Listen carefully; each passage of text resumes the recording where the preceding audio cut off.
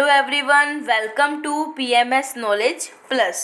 तो देखो बच्चों, आज जो है हम हमारे चैप्टर नंबर 2 की नेक्स्ट वीडियो जो है आज स्टार्ट करने जा रहे हैं। तो पढ़ते हैं बच्चों की इस वीडियो में क्या क्या चीज़ें जो है इम्पोर्टेंट है। तो आपके सामने स्क्रीन पे आपको शो हो रहा होगा द अर्लीस्ट स्टेट्स, यानी कि सबसे शुरुआती राज्य है। तो हम क्या पढ़ेंगे, अर्लीस्ट स्टेट यानी कि जो सबसे शुरुआती राज्य हैं उनके बारे में पढ़ेंगे, जिसमें 16 जनपद हुआ करते थे। जैसे हमारे देश के अंदर अभी कितनी स्टेट्स हैं, 28 स्टेट्स हैं, ठीक है। वैसे ही वहाँ पर उस टाइम पे क्या होते थे, 16 महाजनपद होते थे, 16 महाजनपद होते थे। जैसे कि आज हमारी 28 स्टेट्स हैं। उनमें से जो मगध था वो सबसे ज़्यादा क्या था, इम्पोर्टेंट महाजनपदों में से एक था। वो क्यों था, हमें ये भी बात जाननी है कि जो महाजनपद थे 16, उनमें से सबसे ज़्यादा इम्पोर्टेंट क्या था, मगध था। अभी मगध क्यों इतना ज़्यादा इम्पोर्टेंट था ये भी हमें जानना है। अब वो हम 2.1 में और 2.2 में इसके बारे में हम पढ़ पाएंगे। अब मगध के बारे में समझ लेते हैं बच्चों कि एक्चुअली मगध जो है वो क्या था, ठीक है। मगध के बारे में हम समझ पाएंगे तो इवन हम ये भी समझ पाएंगे कि बच्चों जो 16 महाजनपद है उनमें से कौन से जो जनपद थे वो बहुत ज़्यादा इम्पोर्टेंट है और जो है इम्पोर्टेंट नहीं है। तो एक एक करे इन्हें समझते हैं। तो देखो बच्चों, 2.1 स्टार्ट करते हैं। द 16 महाजनपद जो थे, यानी कि जो 16 महाजनपद है। देखिए, अगर यहाँ पर मैं बोलूँ कि आरंभिक जो इतिहास था, यानी कि एंशियंट या फिर बिगनिंग जब हिस्ट्री की हुई थी, ठीक है, हो गई थी, ठीक है। तो क्या हुआ था, जो भारतीय थे, ठीक है, भारतीयों का वो 6 शताब्दी बीसी से शुरुआत हो गई थी। तो मैंने आपको बताया था 6 BC, why 6 BC considered as a turning point. तो वो टर्निंग पॉइंट क्यों था, क्योंकि तब जो है स्टार्टिंग हो चुकी थी, ठीक है। तो ये मैंने आपको बता दिया था कि टर्निंग पॉइंट क्यों था 6 बीसी, क्योंकि इस टाइम पीरियड में लोहे का इस्तेमाल होता था, सिक्कों का इस्तेमाल किया जाता था।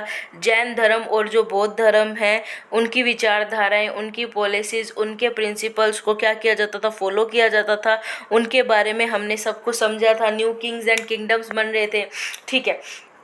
तो हमने इस चीज़ को देख लिया था कि 6 BC, why 6 BC is considered as the turning point, ठीक है। तो ये सारा का सारा हमने पढ़ लिया था। हमें जो 16 महाजनपदों में जो मिलता है वो हम देखते हैं कि क्या क्या जो सिस्टम ब्रीफ हमें इसमें मिलेगा, क्या उल्लेख मिलेगा। और सभी के सभी जो महाजनपद थे ना, वो एक समान नहीं थे, क्योंकि मतलब ये हो सकता है कि कुछ जो महाजनपद थे उनकी बहुत ज़्यादा इम्पोर्टेंस हो, बट जो कुछ महाजनपद है उनको उतनी इम्पोर्टेंस नहीं मिलती। तो हम आज देखेंगे कि किन किन महाजनपद को कितनी कितनी क्या क्या इम्पोर्टेंस मिलती है, और कौन से ऐसे महाजनपद है जिनको ज़्यादा जो है इम्पोर्टेंस हम मान सकते हैं कि दी जाती होगी, ठीक है। तो मैं आपको बता देती हूँ कि किन किन को दी जाती थी। तो देखो, लेकिन अगर मैं आपको बोलूँ कि यहाँ पर जो वाजी है, यहाँ पर आपको 16 महाजनपद तो दिख ही रहे होंगे।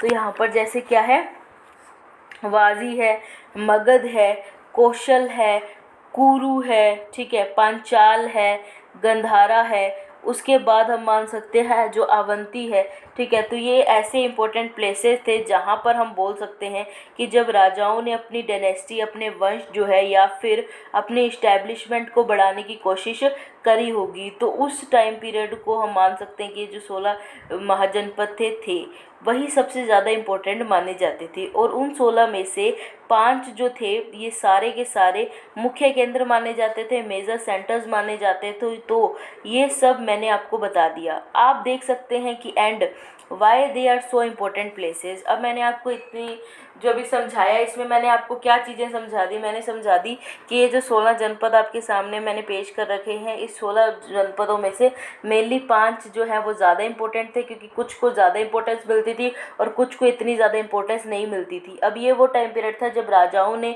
जब किंग्स ने क्या किया था, अपना इस्टेब्लिशमेंट, अपनी डायनेस्टीज़, अपना वंश जो है आगे बढ़ाने की सोची थी, ठीक है। तो इस टाइम पे हम देखेंगे कि क्या करते थे ये जो 16 में से जो 5 इम्पोर्टेंट मैंने आपको महाजनपद करवाए हैं, यही क्या थे, मेन मेजर सेंटर्स बनते थे, मुख्य केंद्र बनते थे।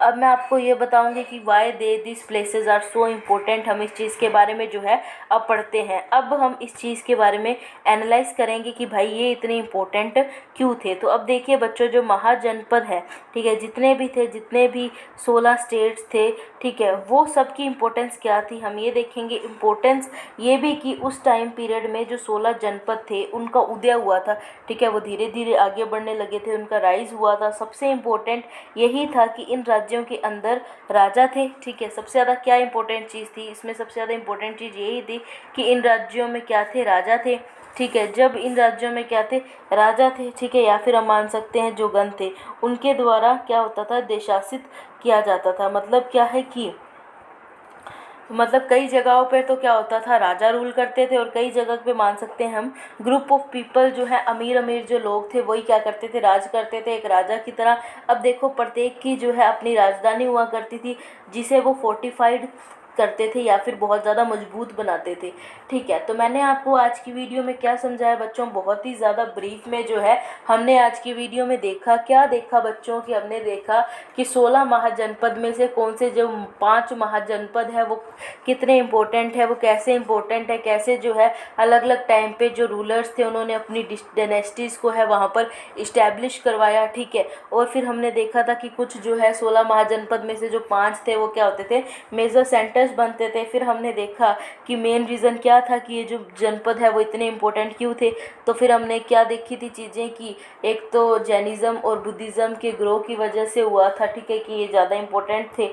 फिर हमने देखा कि जो राजा होते थे, राज कैसे करते थे, या तो एक जगह खुद वो राजा खड़ते थे या फिर ग्रुप ऑफ पीपल जो अमीर लोग होते थे वो जो है रूल किया करते थे, ठीक है बच्चों। तो आज की वीडियो में इतना ही, अब मिलते हैं नेक्स्ट वीडियो के साथ। उतने आप रीड करते रहिए और साथ में पढ़ते रहिए। Thank you very much.